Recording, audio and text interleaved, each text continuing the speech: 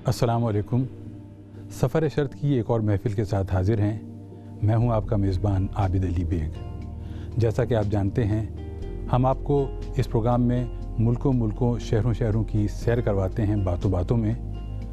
मेरे साथ इस प्रोग्राम में शरीक हैं जनाब सैयद शरफुद्दीन साहब, जो आपको अपने तजर्बात और मुशाहिदात से आगाह करते हैं। अस्सलाम वालेकुम। वालेकुम सलाम वरहमतुल्लाहि वबरकातुहू। जनाब, तो आज कहाँ की सैर करा रहे हैं हमारे नाजरीन को? मैं बिल्कुल आपको एक ऐसे अच्छे मुल्क की सैर करवाऊंगा जी कि आपका दिल खुश हो जाएगा। अच्छा, अब आप पहचाने कि वो मुल्क कौन सा है। कुछ बताइए उसके बारे में इशारे, ताकि मैं नाम बताऊं आपको उसका। आपको ज़्यादा इशारे मैं इसलिए नहीं देता कि आप भी जहाँ दीदा हैं, तो क्यों ना मैं आपको बस ये कह दूँ कि वो मुल्क अफ्रीका का नहीं है। क्योंकि हमने 2 मुल्क अफ्रीका के पहले ऑलरेडी डिस्कस कर लिए हैं। इस मुल्क का जादू बड़ा मशहूर है, सर चढ़ कर बोलता है। अच्छा। और यहाँ की मिठाई दुनिया भर में मशहूर है। अच्छा, आपने बड़ी शायराना बात कर दी जादू के बारे में। तो ये अफ्रीका में नहीं है क्या? जनूबी अमेरिका में है? नहीं, थोड़ा सा करीब आइए, घर के करीब आइए। यूरोप का कोई मुल्क? यूरोप से बाहर है। अच्छा, एशिया? जी, एशिया। तो यूँ कहिए कि जनूबी एशिया का कोई मुल्क है? जनूबी एशिया का मुल्क है। अब आपका जो सारे का सारा जो गैस है वो 7 मुल्कों पर महदूद है। आपने जो जिक्र किया जादू का, तो वो तो एक मुल्क का ही मशहूर है। खैर, मैं कुछ और अपनी तरफ से सवाल करके उसको पक्का कर लेता हूँ बात को, कि यहाँ की चाय मशहूर है?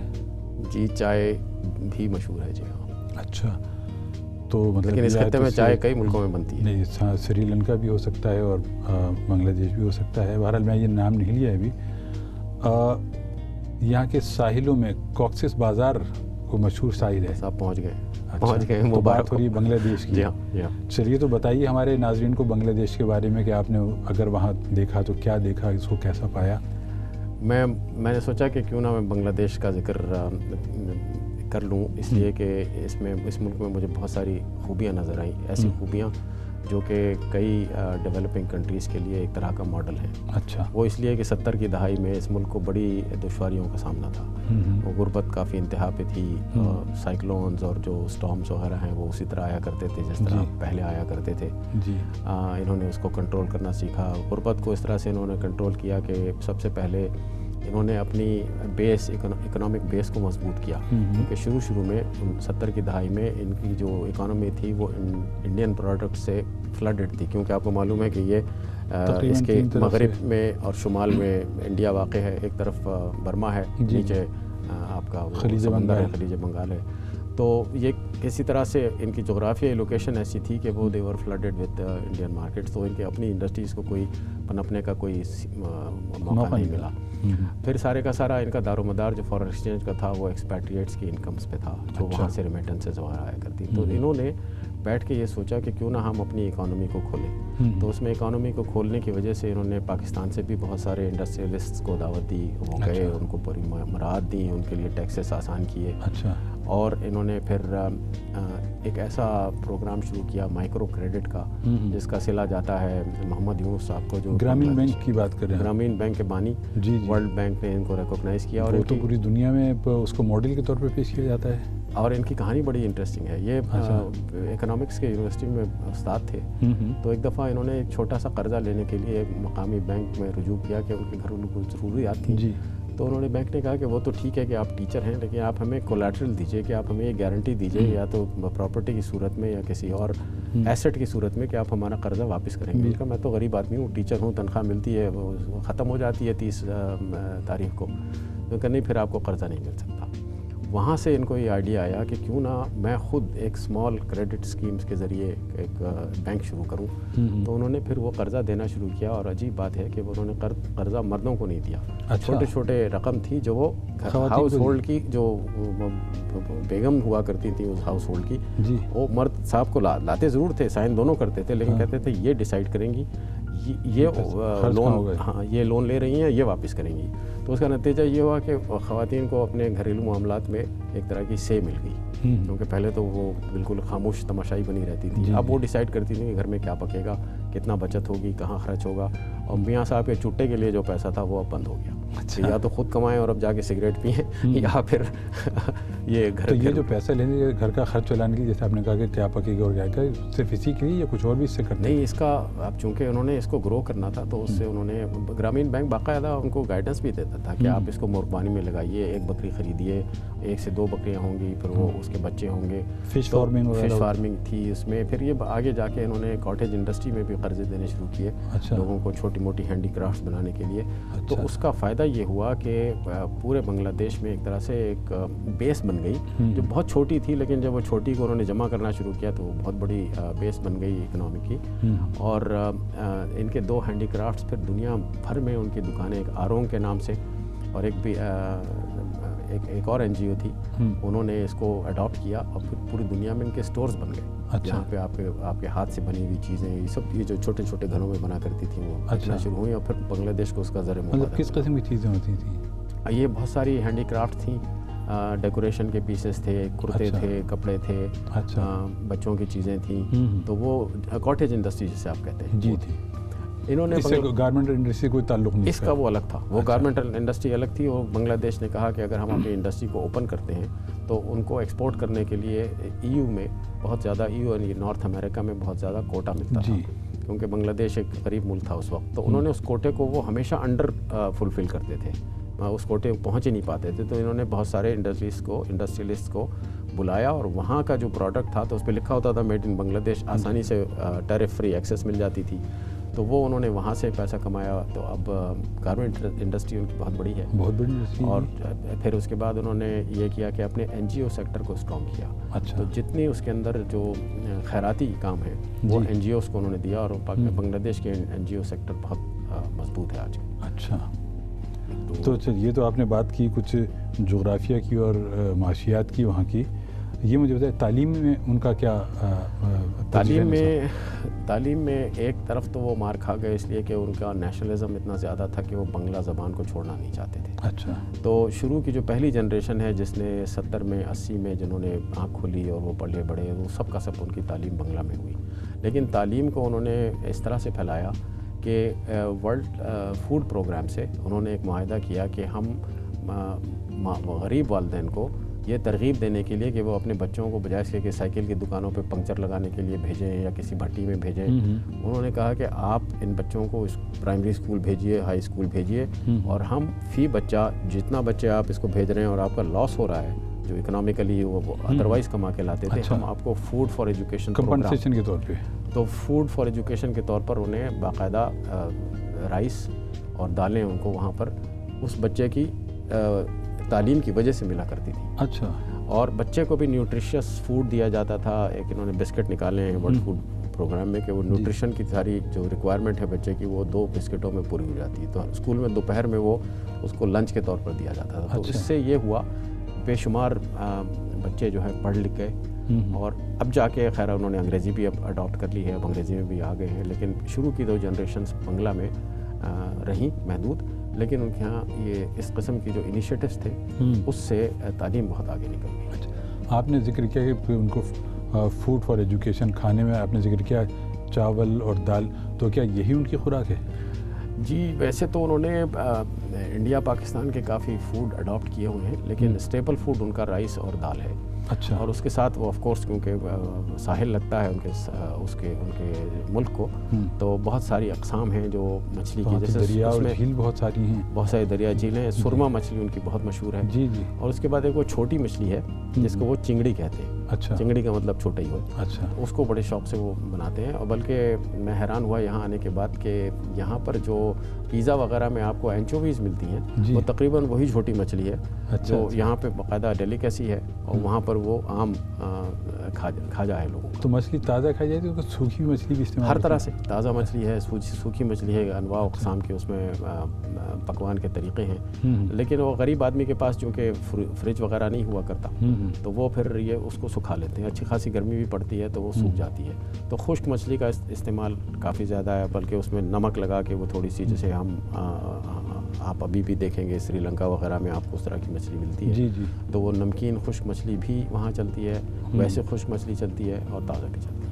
تو یہ تو ہو گئی ان کی خوراک میں. تو پھلوں اور سبزیوں کے بارے میں کیا سلسلہ ہے؟ جی ان کے ہاں کافی اچھی وہ ہیں، کچھ ایسے پھل ہیں جو ہم مانوس ہیں، کچھ ہم مانوس نہیں ہیں، جیسے کہ انناس ان کے ہاں بڑا اچھا ہوتا ہے، اگرچہ کہ بنگلہ دیش کا انناس اتنا اچھا نہیں ہوتا جتنا کہ سری لنکا کا ہوتا ہے، لیکن بنگلہ دیش کے پاس انناس بھی ہے۔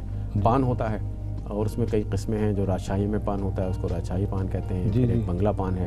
سانچی پان وہاں اتنا نہیں ہوتا، یہ پاکستان میں جو سانچی پان کے نام سے جانا جاتا ہے وہاں اتنا نہیں ہوتا، وہاں آپ کو بنگلہ ہی ملتا ہے۔ اچھا، بنگلہ پان ذرا بڑا ہوتا ہے اور تھوڑا سا کسیلا ہوتا ہے۔ جی جی، تو وہ ہے۔ پھر اس کے بعد ان کے یہاں ایک بہت بڑا ایک فروٹ ہے جو پوری فیملی کے لیے کافی ہوتا ہے۔ تربوز؟ نہیں، وہ تربوز کی طرز کا ایک اس میں کانٹے لگے جیسے ہوتا ہے، وہ ہے کٹہل۔ کٹہل کی بات کریں؟ جی جی، جیک فروٹ سے انگریزی میں کہتے ہیں، اور کٹہل ہے۔ اس کی خوبی یہ ہے کہ ملیشیا میں جو یہ پھل ہے یہ چھوٹا ہوتا ہے، اس کو دوریان کہتے ہیں۔ یہاں کا بنگلہ دیش کا کٹہل ہوتا ہے، آپ کو ملے گا یہاں لندن میں بھی، آپ کو ایسٹ لندن کی کچھ بنگلہ دیش کی دکانوں میں مل جائے گا۔ اس کی خوبی یہ ہے کہ اگر صحیح گرمی پڑ رہی ہو اور کٹہل پکا ہوا ہو تو پورے محلے کو پتہ لگ جاتا ہے کہ یہاں کٹہل ہے، اتنی اس کی بہت تیز اور بھینی خوشبو ہوتی ہے۔ پھر ان کے یہاں سبزیوں میں ایک چھوٹی سبزی ہے جس کو پوٹل کہتے ہیں، اچھا، اور اس کا بڑا اچھا ساگ بنتا ہے۔ پھر کئی طرح کے ان کے وہ ہیں اپنے ساگ ہیں خود۔ پھر ایک ان کے ہاں ایک چھوٹا سا پیلے رنگ کا گول سا، میں اس کا نام بھول رہا ہوں، وہ ایک ایسا فروٹ ہوتا ہے جس کو ابال کے اس میں سے اس کا جوس نکالتے ہیں، اچھا، اور وہ پھر ٹھنڈا کر کے پیتے ہیں، وہ پیٹ کے لیے بہت مفید ہے۔ ایک بات میں آپ سے پوچھوں کہ اتنی چیزیں آپ کو کیسے معلوم کہ آپ کا وہاں جانا بہت ہوا یا وہاں رہے؟ میں وہاں رہا، میں وہاں کوئی تقریباً 3 سال رہا۔ اچھا، میں کوشش کی کہ میں وہاں کی زبان بھی سیکھوں، تو اس لیے مجھے بہت ساری چیزوں کا نہ صرف علم ہوا بلکہ ادراک اس طرح سے ہوا کہ میں انٹرسٹڈ تھا۔ مثال کے طور پہ ڈھاکہ میں رہتا تھا، اب تو خیر ڈھاکہ بہت بڑا ہو گیا ہے، اس میں کئی بستیاں بن گئی ہیں، پہلے صرف موتی جھیل ہوا کرتا تھا، جی جی، لیکن اب وہاں بنانی کے نام سے ایک بہت بڑا ایک منی شہر آباد ہے، پھر ایک گلشن ہے، پھر گلشن کے ساتھ ایک باری دھرا ہے جہاں پہ امیر لوگ رہا کرتے تھے، ایمبیسیز ہوا کرتی تھیں۔ باری دھرا کے بعد اب میں نے سنا ہے کہ وہاں بوشن دھرا بن گیا ہے، اچھا، اور ایئرپورٹ سے اگر تھوڑی دور آپ جائیں تو وہاں پر ایک ٹنگی پاڑا ہے جس کی خاص مشہوری یہ ہے کہ ٹنگی میں سال میں ایک دفعہ بسوا اجتماع ہوتا ہے جو تبلیغی جماعت کا بہت بڑا نیشنل اجتماع ہے۔ جی، جس کے بارے میں سنا ہے کہ حج کے بعد تقریباً سب سے بڑا مسلمانوں کا اجتماع کہا جاتا ہے۔ میں نے بھی یہی سنا ہے کہ اتنا بڑا اجتماع ہے، باقی ایک دفعہ مجھے جانا بھی۔ تصویریں دیکھی ٹرینس کی کہ اس پہ لدے پھندے لوگ، جی بہت دور دور سے بنگلہ دیش کے کونے کونے سے وہاں پر وہ تبلیغی جماعت میں اس اجتماع میں شرکت کے لیے لوگ آتے ہیں۔ ایک طرح سے بڑا پکنک کا سماں ہوتا ہے کہ لوگ اپنا کھانا وانا ساتھ لے کے آ رہے ہیں، بوریے بستر بھی ہیں، اور جیسے آپ نے کہا کہ وہ بالکل اوور کراؤڈڈ ہوتی ہیں، ٹرینیں اوپر بھی چڑھے ہوتے ہیں، تو یہ ایک چیز دیکھی۔ دوسری چیز میں نے وہاں دیکھی کہ وہاں ایک ہے امام ٹریننگ اکیڈمی، اس میں ہر شخص جو امام کی مطلب ہے کہ جو دینی تعلیم حاصل کر لیتا ہے، فاضل ہو جاتا ہے، عالم فاضل، تو وہ اس کے بعد اس ٹریننگ اکیڈمی میں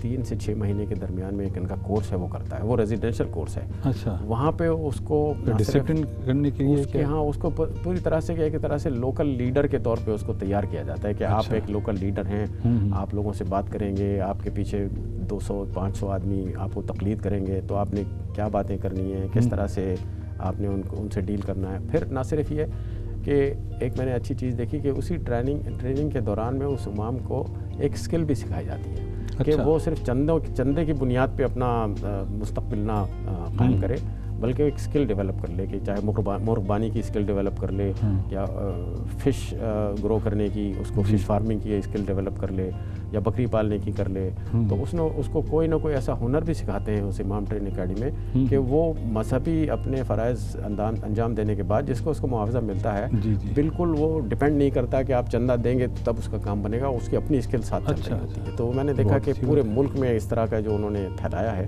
اس سے ایک طرح سے ہم آہنگی بھی آئی ہے، اور پھر یہ کہ امام واقعی ایک ریلیجس لیڈر ہے، آپ کمیونٹی لیڈر ہے، آپ اس سے جا کے بات کرتے ہیں اور آپ کو بڑا معقول جواب ملتا ہے، اور کسی مسجد میں آپ چلے جائیں وہاں پہ آپ کو ایسے ہی لوگ ملیں گے۔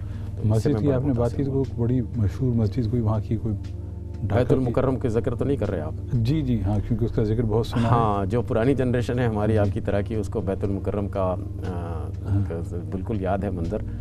یہ موتی جھیل میں بہت قدیمی مسجد ہوا کرتی تھی، پرانی ابھی بھی ہے، اور یہاں بہت سارے لوگ مطلب یادیں تازہ کرنے کے لیے جایا کرتے ہیں، تو بیت المکرم مسجد ہے۔ اس کے ساتھ ہی اس سے زیادہ جو تاریخی چیز ہے وہ ہے نواب باڑی اسے کہتے ہیں. نواب باڑی یہ کہیں نواب سلیم اللہ خان صاحب کی رہائش کی جگہ ہے. ہم ناظرین کو اپنے بتائیں کہ نواب سلیم اللہ خان کی وہ کوٹھی تاریخ میں اس لیے مشہور ہے کہ سن 1906 میں مسلم لیگ کا قیام، آل انڈیا مسلم لیگ کا قیام وہیں پر عمل میں آیا تھا. بالکل وہاں پہ آیا تھا. اور وہاں کے لوگ اتنے پراؤڈ ہیں اس حویلی کے بارے میں کہ وہ ہر فارنر کو لے جا کے دکھاتے ہیں اور اس کو بتاتے ہیں. بلکہ ایک بنگلہ دیشی صاحب تو اتنے جذباتی ہو گئے کہ انہوں نے مجھ سے ایک محفل میں کہا کہ ہم نے جو آزادی حاصل کی تھی ہم نے اپنا ملک کا نام بنگلہ دیش رکھ لیا، ہمیں پاکستان رکھنا چاہیے تھا کیونکہ پاکستان کا آغاز اس حویلی سے ہوا تھا. تو میں بڑا محسوس ہوا. ہاں بالکل، اپنی حد تک ان کی بات درست تھی جو کہنا چاہ رہے تھے وہ یقیناً. تو اور یہ بتائیے، تو آپ وہاں 3 سال رہے تو آپ وہاں پر گھومے پھرے بھی ہوں گے یقیناً. سیاحت کے بارے میں آپ کیا کہنا چاہیں گے وہاں کی؟ بنگلہ دیش میں تو آپ بڑے آرام سے اپنی گاڑی اٹھائیں اور اپنا چل دیں. ٹرین بھی ہے، جہاز بھی ہیں. بہتر گاڑی اٹھائیں چل دیں. ہمیں تو تھوڑی ایک دریا ہے اور تو کشتیوں کا سفر بھی ہوتا ہے. ہاں لیکن اس میں وہ انہوں نے بنائے ہوئے ہیں آپ کی اپنی گاڑی بریجز وغیرہ بنائے ہوئے چلی جاتی ہے.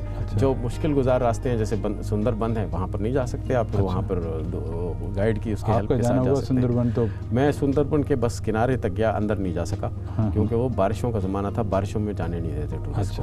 تو سنا ہے کہ وہاں پر شیر بھی ہوتے ہیں. شیر ٹائیگر جس کو کہتے ہیں. جی ہاں، ٹائیگر، بنگال کا ٹائیگر ہے تو وہ وہاں ہوتا ہے. لیکن مجھے بہت کہانیاں پڑھی ہیں جم کاربیٹ کی وہاں پر شکار کی. جی تو یقیناً کاکسس بازار نیچے آ جائیے آپ. ہاں جی ہاں، کاکسس بازار ہے جہاں پہ بہت کلین ساحل ہے. اچھا، بالکل صاف ستھرا ساحل ہے. بہت میلوں تک چلا گیا ہے کاکسس بازار کا ساحل. اس کے برابر میں یہ آج کل میانمار سے آئے ہوئے ریفیوجیز کے بہت بڑے کیمپس ہیں. 2-3 کیمپس ہیں کاکسس بازار کے پیچھے جو ایک دوسرا منظر پیش کرتے ہیں انسانیت کا کہ جہاں پر جو اتنے مظالم ہوئے ہیں ان بیچاروں پر جو برما سے نکل کے آئے ہیں ان کے کیمپس ہیں. پیچھے آ جائیے تو آپ کو چیٹاگانگ ہل ٹریکس ملتا ہے جس میں ایک زمانے میں بدھسٹ بہت رہا کرتے تھے اور وہ بالکل اس کی ٹوپوگرافی بنگلہ دیش کے جو اس کا ساحلی علاقہ ہے جس طرح سے پانی ہے اس سے مختلف ہے. وہ ایک پہاڑی علاقہ ہے، خوبصورت ہے وہ اپنا. پھر آپ اس میں آ جائیے مختلف شہروں میں. ایک چیز کا میں ذکر کرنا آپ سے مناسب سمجھتا ہوں کیونکہ ہمارے ہاں جو ساڑھی پہنی جاتی ہے انڈیا پاکستان بنگلہ دیش میں، اس میں انہوں نے ایک ولیج ہے جس کو ٹنگائل کہتے ہیں. ڈھاکہ سے کوئی مشکل سے 3 گھنٹے کے فاصلے پر ہے بائی روڈ. اس ٹنگائل میں ہر گھر وہ کھڈیوں پہ ساڑی بنا رہا ہے. اچھا، اور وہ ساڑی عام ساڑی نہیں ہے. اچھا، بلکہ وہ اس میں 2 طرح کی ہیں. ایک کا نام ہے کانجی ورم ساڑی. یہ 2 مختلف میرے خیال میں وہ اس کے کام کے نام ہیں. اور دوسری جو ساڑی ہے وہ تو اس کا بیسک مٹیریل کیا ہوتا ہے؟ اس کا بیسک مٹیریل تو وہ سوتی کپڑا ہے. پھر اس کو رنگتے ہیں. رنگنے کے بعد اس کو کلف کرتے ہیں، پھر اس کے اوپر ہاتھ کا کام کرتے ہیں. اچھا، تو وہ وہاں کی ساڑیاں بڑی مشہور ہیں. اور ایک طرف تو ان کی وہ ایکسپورٹ ہے جو کہ جا رہی ہے یورپ میں، امریکہ میں، اور انہی ڈیزائنرز کے نام سے جا رہی ہے. برانڈز اپنے وہاں پر. دوسری طرف یہ لوکل مارکیٹ سپلائی کرتے ہیں جو جس کے اندر یہ لوکل مارکیٹ میں بہت اچھی کھپت ہوتی ہے ان کی. اور مطلب ہے کہ بڑی they are very proud of this. ایک زمانے میں آپ نے سنا ہوگا نا ڈھاکہ کی ململ.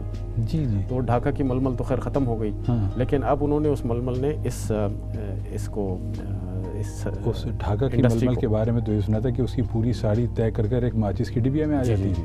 اتنی فائن، اتنی باریک ہوا کرتی تھی. اور پھر وہ انگوٹھے کاٹ دیے گئے تھے ان کے تاکہ یہ وہاں پر بتائیے فن اور ادب اور اس کے بارے میں کچھ شاعری تو آپ جانتے ہی ہیں کہ وہاں پر نظر الاسلام اس قدر عظیم شاعر بنگلہ دیش میں آرٹسٹ بہت ہیں، بہت آرٹسٹ ہیں.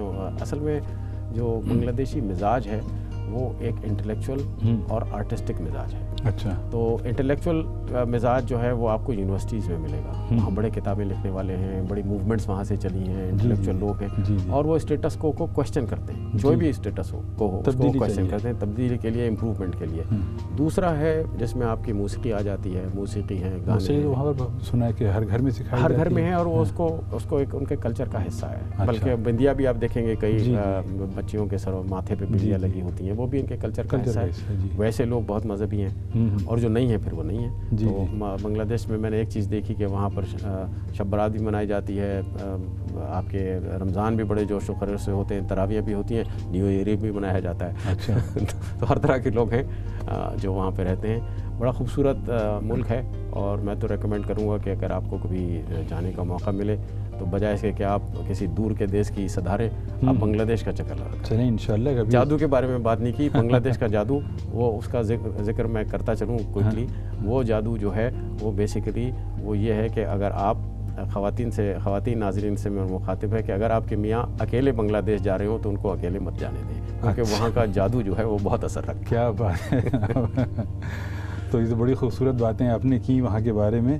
تو اور کچھ آپ کے خاص چیز وہاں کے بارے میں بتانا چاہیں گے ہمارے ناظرین کو؟ کوئی آپ کا دلچسپ وہاں پر انکاؤنٹر, کوئی نیا, کوئی ایسا واقعہ آپ کے ساتھ پیش آیا ہو؟ واقعہ تو خیر بہت پیش آئے, کیونکہ 3.5 سال کے عرصے میں کئی چیزیں ہوتی ہیں, لیکن مجھے یہ یاد ہے کہ وہاں کے جو چائے کے باغات ہیں سلہٹ کے, جی, وہ بڑے بہترین ہیں. اور وہاں پر آپ جاتے ہیں تو آپ بالکل ایک الگ دنیا میں ہوتے ہیں, کیونکہ انہوں نے ریسٹ ہاؤسز وغیرہ بنائے ہوئے ہیں. وہاں اصفہانی بس گئے تھے وہ لوگ, تو ان کے کئی چائے کے باغات ہیں. بڑا مشہور برانڈ تھا ایک زمانے میں اصفہانی چائے کا, بڑا مشہور تھا. پھر اس کے بعد ٹوائننگز کے وہاں پہ باغات ہیں, بروک بانڈز کے باغات تھے. تو اب تو خیر وہ بنگلہ دیش نے سب کو اپنے تحویل میں لے لیا ہے. اب ان کا انگلش وہاں پر وہ انویسٹمنٹ نہیں رہی.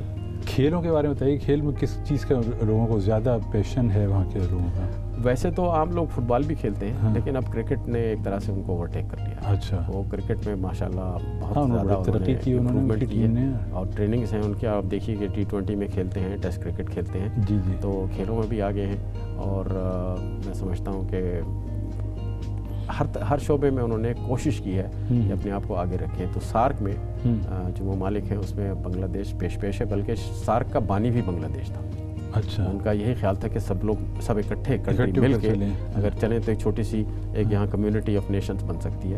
ایک ڈریم ہے, یونین ہے اس قسم کی. جی, ایک ڈریم ہے, لیکن وہ خواب جو ہے جو شرمندہ تعبیر نہ ہو سکا, جس کی بہت ساری وجوہات ہیں جس سے ہمارے ناظرین بخوبی واقف ہیں. امید تو ہم رکھ سکتے ہیں. ہاں, امید ہے کہ کبھی ہو سکتا ہے کہ چل پڑے, حالات بدلیں اور سب پھر ایک جگہ جمع ہو کر ایک ساتھ ترقی کی راہ پر چلیں, اور اپنے ملک کے باسیوں کے لیے ایسے خواب دیکھیں جو کہ شرمندہ تعبیر ہوں, تو ہر شخص کے لیے خوشحالی ان کے نصیب میں ہے. خوبصورت بات. بالکل, آپ نے بہت اچھی بات کہی, اور دل تو چاہ رہا ہے کہ آپ سے بھی بات چیت اس موضوع پر ہوتی رہے, کیونکہ بہت سارے ایسی چیزیں ہیں جو کہ ڈسکس کرنے والی ہیں, لیکن وقت کا دامن جو ہے وہ بہت تنگ ہے, اور اب ہمیں ایسا لگ رہا ہے کہ ہم اپنے پروگرام کے اختتام کی طرف بڑھ رہے ہیں. کچھ چیزیں تشنگی کے لیے بھی چھوڑ دینی چاہیے, تاکہ ناظرین پھر جا کے دیکھیں اور پرکھیں کہ واقعی ایسی چیز ہے کہ نہیں. آپ نے بالکل صحیح کہا.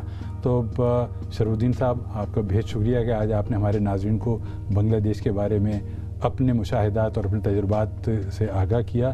انشاءاللہ آئندہ ہفتے ہم پھر کسی نئے ملک کے بارے میں معلومات اور مشاہدات اور تجربات لے کر آپ کی خدمت میں حاضر ہوں گے.